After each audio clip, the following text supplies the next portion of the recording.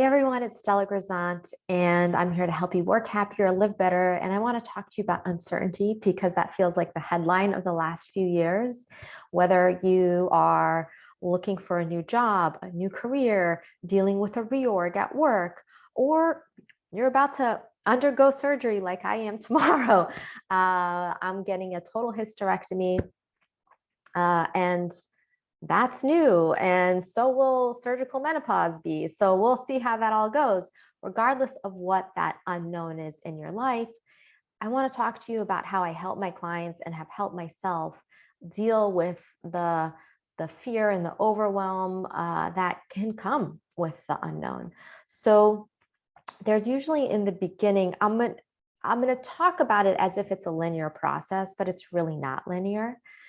But in the beginning, there's what I call inner discovery work and outer discovery work. And this is the part that we get to control, which is the part, of course, that we feel most comfortable with. So let's start there. So the part that we get to control is gathering information. And there's two spheres of information that you want to gather. The first sphere of information is what I call inner discovery, and that's getting clear on what's my vision of how I want to be in this world and in my career. What are my values? What are those guideposts that help me make decisions so that I can arrive at that vision, so that I'm being in alignment with who I aspire to be, right? What are my boundaries, right? So all of that is inner discovery work. And that's what I do with my clients, so that when they're faced with options, they're making very conscious decisions about them. So it's helpful to have that as your foundation because it'll just make everything else easier. So once you have that, and again, this isn't linear, it's helpful then to use that to then go out into the world and gather information about what you have questions about. So there's questions that you have, there's unknowns that that you're wrestling with. So it's helpful to write all that out, get it out of your head, because when it's in your head, it inflames the feeling of nervousness and anxiety. And so when it's on paper, it feels somehow more doable, more contained. Just that simple gesture of, let me just write down all the freaking questions and uncertainties and worries that I have on paper. So you write them down, and then you write down on a separate list all the people and places you can go to get the answers to those questions. Again, super obvious, but let me tell you how much resistance I see come up for my clients and even for myself when in this process. So super simple, write down, where can I get these answers? I can talk to people who have done this role. I can ask all my friends and family if they know anyone who works at a company that does X, Y, and Z. I can Google about this industry, right? I can reach out to my alumni network. For me, I reach out to all my friends and ask, hey, anybody know anyone who's BRCA1 positive and has gone through this surgery? And that really helped me have informative conversations and put me at ease. Also, what is really helpful in this process is you will suddenly become aware of just how well resourced you are, of how well connected you are. Even if you're like, I don't have a big network or I don't have a lot of people who help me, once you start writing down names and realize that, hey, even though my neighbor might not be in my industry, my neighbor might know someone who's in my industry, that starts to make you feel like really supported. And that's another way to start to feel a little bit more contained and settled in uncertainty, is that you've actually got a lot of resources, whether it's the internet, people you've worked with before, your alumni network, your friends, your family, all of that. You're actually way more supported than you may feel in the moment. And so that's the outer discovery, is actually creating that list and then having those conversations, which it will be normal if you have resistance to having those conversations, because I know those conversations are vulnerable, because in those conversations, you might be admitting that I don't know what the right path is. And I get it. I totally get it. But when you have these conversations, just the act of having them and gathering stories, gathering more data points, you will feel so much more empowered than maybe you do when you're just facing the unknown without having gathered any information to begin with. So you want to do your inner discovery. What's true for me here? Who am I and how do I want to show up in this world? And then what are my options, right? So what exists out in the world that will match and support me in showing up how I want to show up? So for me, in facing this surgery and making the decisions, it was talking to doctors, it was talking to people who've done this before, just gathering as much information as I could.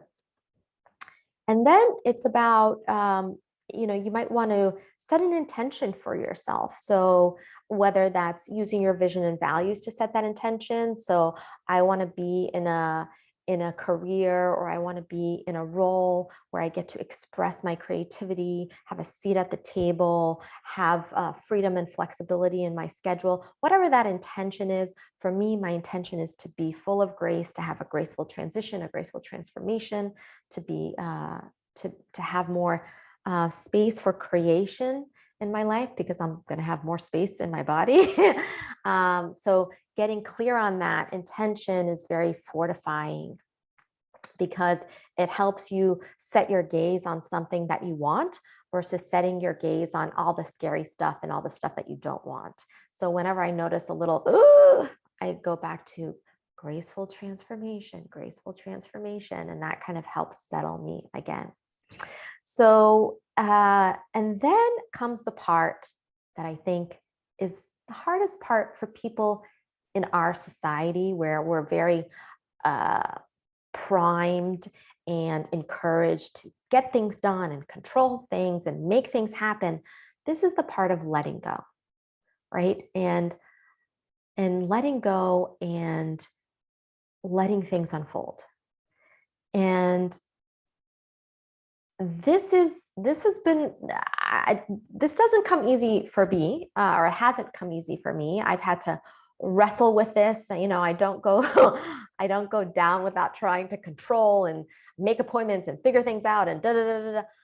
But then there just comes a point where it's just too exhausting. Like, you can't keep controlling what you can't control the reorg of your company. You can't control who they choose as your next CEO. You can't control the fact that half your team just left. You can't control those things, right? So then it's about being actively present. So if you have a hard time letting go, maybe another way to look at it is, I'm just going to be present and accept what is. That's because that's all I can do. That I can't do it. Like, half my team left. All right, so here's what we got to deal with.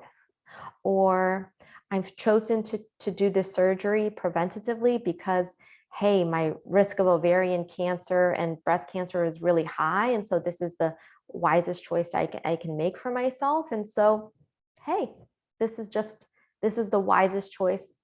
Would I rather not do it? Yes, but I'm so blessed that I get to make this choice, so I'm going to do it.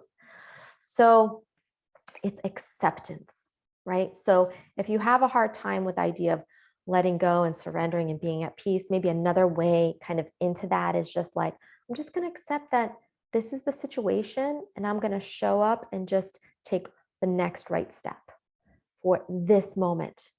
And what really helps is to get really focused on just what this present moment is, and just hold that, like, this second, right? I'm not going to look out what's going to happen in a year. I'm not going to think about the next 6 months. I'm just going to be right here. And when I'm right here, what I'm going to make sure I also pay attention to is what is good, what is comforting, what is true. Because when we're facing uncertainty, we tend to catastrophize. We tend to think about all the things that could happen and all the things that can go wrong, because we think that we're protecting ourselves, but actually we're just making ourselves more anxious. So when we really are actively present and just hugging the present moment and seeing the beauty in it, that is our way. That's kind of taking the back door into surrender and acceptance and actual peace, right? So just being present. All right, this is what I have to do. This is what I'm going to get done. And this is what I have available to me. And I'm just going to move through this right now in this next second. And I'm also going to see that I'm healthy. I'm also going to see that I have this wonderful family. I'm also going to see that I have heat and that it's warm and I have a fridge full of food. I'm also going to see that I have beautiful a beautiful home, whatever it is that brings you comfort. I have a loving pet. What is it in your life that brings you comfort that's absolutely true right now in this moment? And just holding on to that, holding that so close instead of going out into the future where it's just more uncertainty and we have no idea how that's going to go anyway. And so in that letting go, what also might help you, kind of the back door into surrendering and peace and acceptance and all that, is telling yourself, look, I really don't know how it's going to go. So it actually could delight me. And I wonder how it's going to go. And maybe I'll be pleased.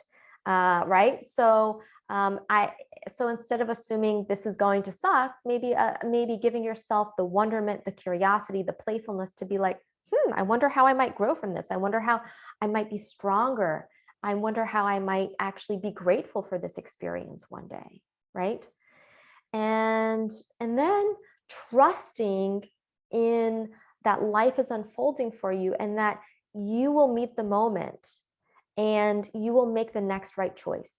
And if you're not happy with the choice that you ended up making or how things unfolded, then you can make another choice and you can start again and you can choose again. And that, my friends, is how I support my clients in dealing with uncertainty. The best thing that you can do to support yourself is that, and the only thing that you really have control over is gathering that information in the upfront, the inner discovery, the outer discovery, having those conversations. That will help you feel more empowered, and that will help you make the most informed, conscious decisions you can to then ease into that surrender and that letting go. And then it's about being hyper present to the moment, accepting it, allowing it, and being curious about it. And I hope that helps. If you like this video, give me a like. Feel free to subscribe if you want to get these videos. And let me know if you have any tips, or how do you talk to yourself in the face of uncertainty? What are those things that kind of get you through that gap? And I will see you soon next week. Bye.